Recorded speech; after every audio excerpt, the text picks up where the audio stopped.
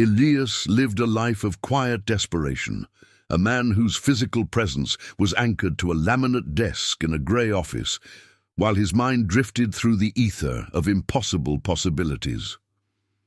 He was the architect of a world yet unborn, harboring a secret ambition so vast it felt like a physical weight in his chest. For years, he had carried the blueprint of a revolutionary digital ecosystem, a project that could redefine how humans interacted with information. To the world, he was just another face in the crowd, a reliable employee with a predictable grey routine. But inside, he was a giant waiting for his moment, a silent visionary trapped in an ordinary body. One Tuesday evening, beneath the flickering hum of a single desk lamp in his cramped apartment, the final, elusive piece of the psychological puzzle clicked into place. It wasn't just a vague dream anymore. It was a map. The logic was flawless. The potential was limitless. And for the first time in his life, Elias felt the electric surge of genuine purpose. He felt invincible, as if he had already crossed the finish line. He could see the headlines, the impact, and the legacy he would leave behind. This was the spark that would change everything, the moment he would finally step out of the shadows and claim his true identity. However, the very next night, Elias made a choice that would seal his fate for months to come. He attended a birthday dinner for an old friend, a warm gathering filled with the clinking of glasses and the low roar of shared laughter in a dimly lit bistro on the corner. As the wine flowed and the conversation turned to career updates and mundane complaints, a familiar itch began to burn in his throat. He wanted them to see him for who he truly was. He rejected his role as a clerk. He wanted to be the visionary who had solved the impossible. He stood up, his voice steady with authority, and laid it all out. He told them about the architecture, the impact, and the scale of what he was about to build. The reaction was instantaneous and intoxicating. His friends gasped, his family beamed with pride, and for 20 minutes, Elias was the center of the universe. They treated him like he had already succeeded. They congratulated him on his brilliance, toasted to his future fame and fortune, and asked when they could see the finished product. In that moment, his brain was flooded with a wave of dopamine. It was a chemical reward for a victory he hadn't actually won yet. To his subconscious mind, the praise was indistinguishable from the achievement. He had received the social status of a successful innovator without writing a single line of code. He felt the warmth of accomplishment, a hollow victory that tasted like gold.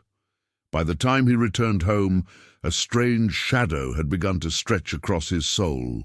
This was the social reality phenomenon, a psychological trap where verbalizing a goal creates a sense of completion that erodes the actual drive to perform the work.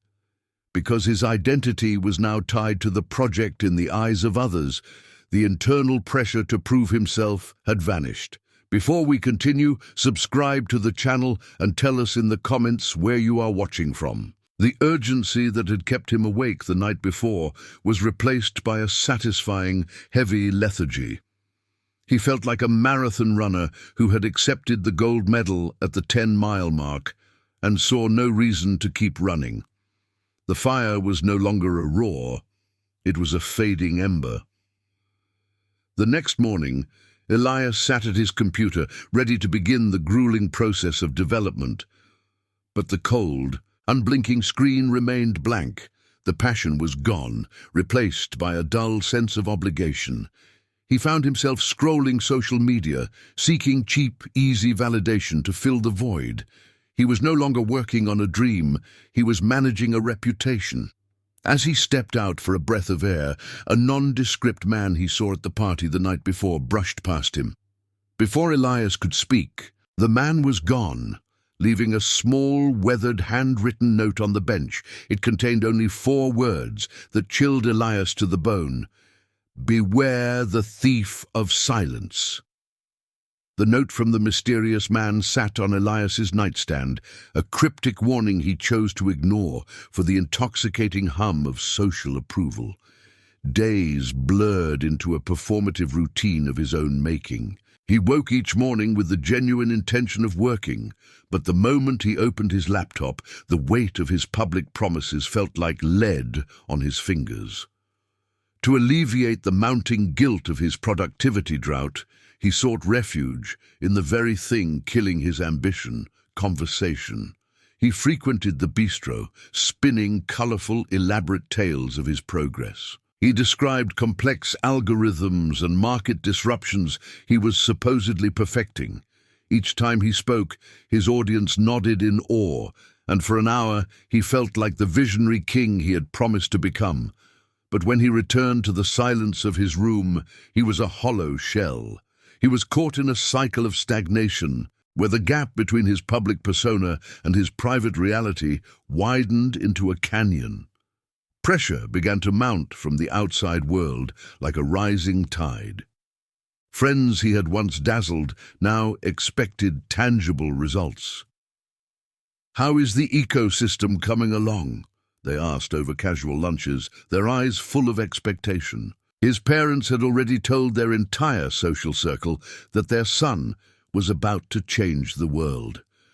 What was once a source of internal pride became a source of crushing external anxiety. Every simple "how is it going?" felt like a legal subpoena. Elias started avoiding eye contact in the office, fearing anyone who spoke to him would demand proof of his genius. He began to resent the very dream he loved, viewing it not as a gift, but as a debt he could never repay. The joy of creation was replaced by the visceral terror of being exposed as a fraud. The breaking point arrived on a rainy Tuesday evening. His closest friend sat him down in a quiet corner of a dimly lit pub. The conversation didn't start with the usual praise. "Show me, Elias." And the friend said, eyes searching for any tangible product. Elias fumbled, reaching for the familiar jargon and grand metaphors that usually protected his ego. He spoke of scaling hurdles and refined architectures. But his friend cut him off, the words sharp and cold.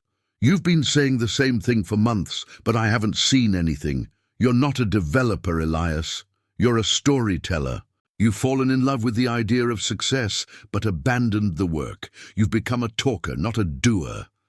The argument was explosive, fueled by Elias's defensiveness and the sting of the truth. He stormed out into the rain, the word talker echoing louder than the thunder. A dark period of self-loathing followed. Elias retreated into his apartment, paralyzed by the realization that he had celebrated a victory he hadn't earned. His dream was dying under the weight of 1,000 premature toasts. During this low point, while sitting on a park bench staring at the grey horizon, the mysterious mentor appeared once more. The man offered no immediate comfort. "The energy of the human spirit is a finite resource," the mentor explained.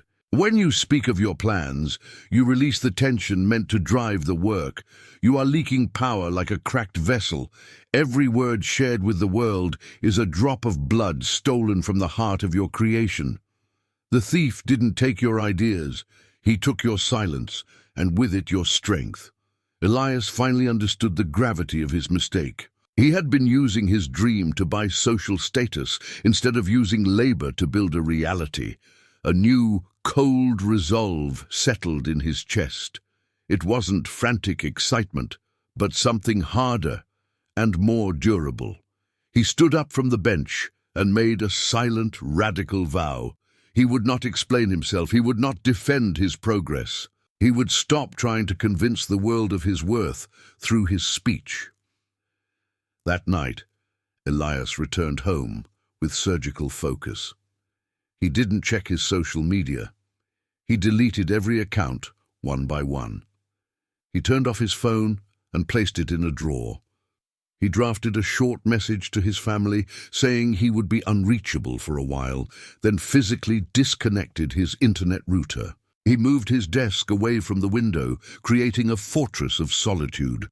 His social circle murmured in his absence. Calls went unanswered, and his seat at the bistro remained empty.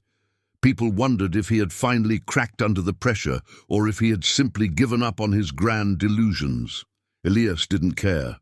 For the first time in months, the room was quiet, and in that silence, the work finally began to breathe. He had disappeared into the shadows, leaving everyone wondering if he had finally given up for good.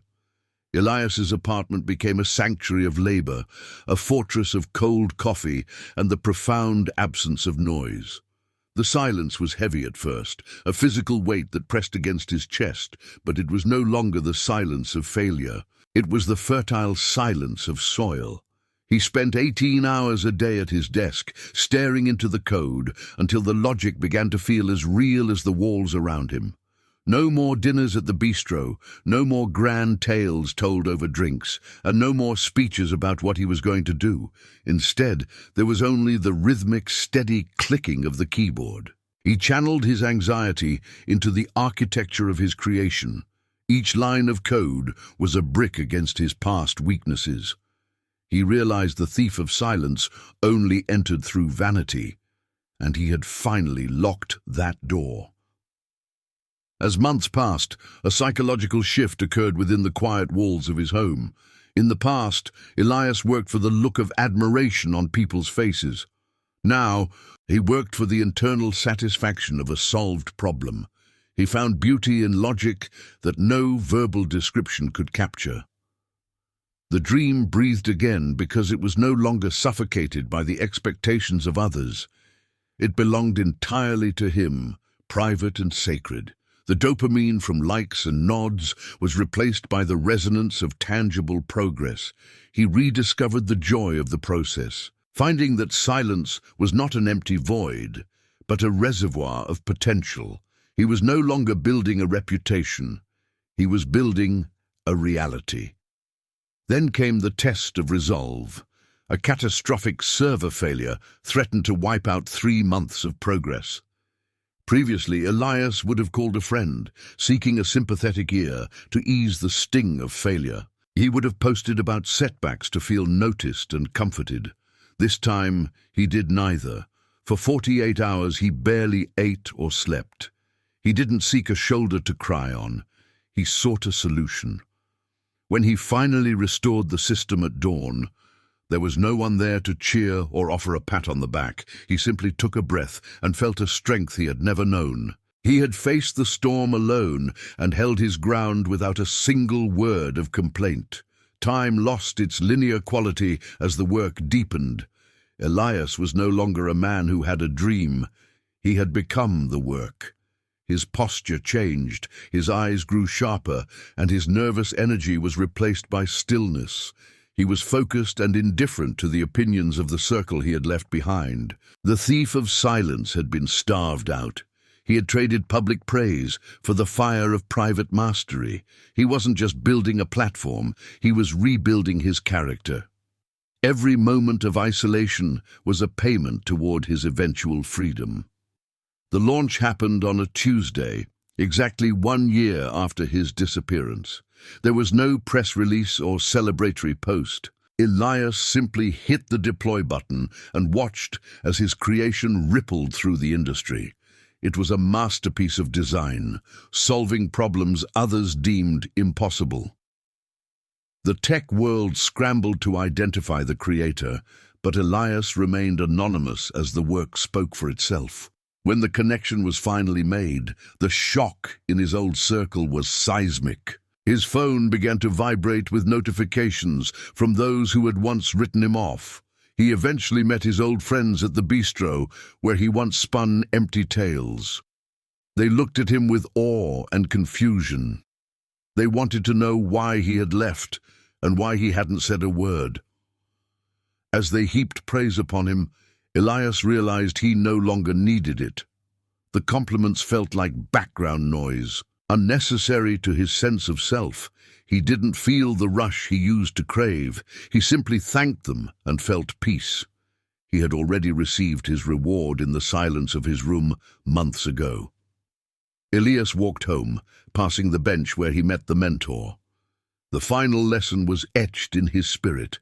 A dream is a fragile spark that requires the oxygen of effort, not the wind of words. Speaking intentions early tricks the brain into feeling achievement without labor. It leaks the energy required to build. The most dangerous thing you can do to a dream is to give it a voice before it has legs. Moving in silence is about being powerful. True success doesn't need a megaphone, it has a heartbeat. In the quiet end, the work will always speak louder than the man ever could.